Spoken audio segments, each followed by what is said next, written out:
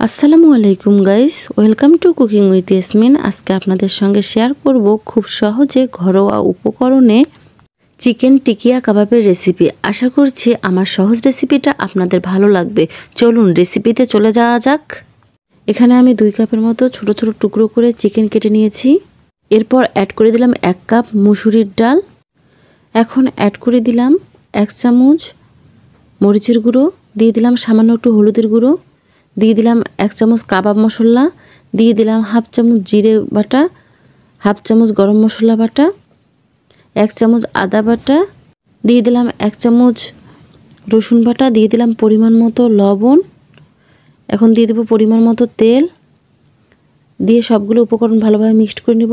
আপনারা চাইলে এখানে মুসুরির ডালের পরিবর্তে বুটের ডালও নিতে পারেন। আমি এখানে মুসুরির ডালটাই নিয়েছি। এখন সবগুলো উপকরণ ভালোভাবে মিক্সড করে নিচ্ছি, আপনারা দেখতেই পাচ্ছেন। এটা খুব ভালোভাবে মিক্সড করা হয়ে গেলে এর মধ্যে আমি পরিমাণ মতো পানি অ্যাড করে দিব।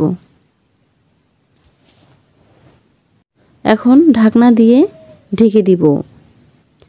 30 মিনিট পর ফিরে আসলাম। দেখতে পাচ্ছেন পানিটা একদম টেনে নিয়েছে। এখন আবারও একটু নেড়ে দিব যেন কোনো ধরনের পানি না থাকে।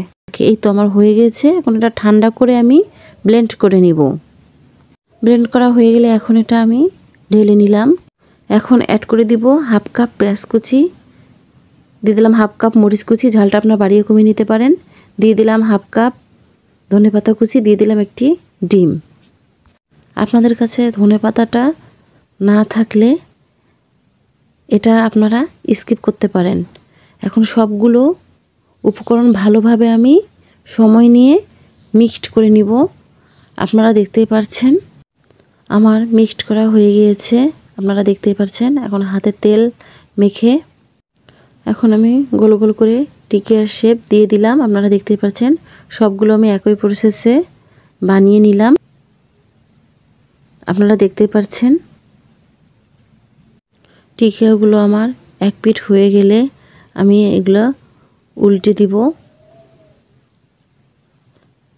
এইভাবে আমি টিকিয়াগুলো ভালোভাবে উল্টিয়ে পাল্টিয়ে ভেজে নিব।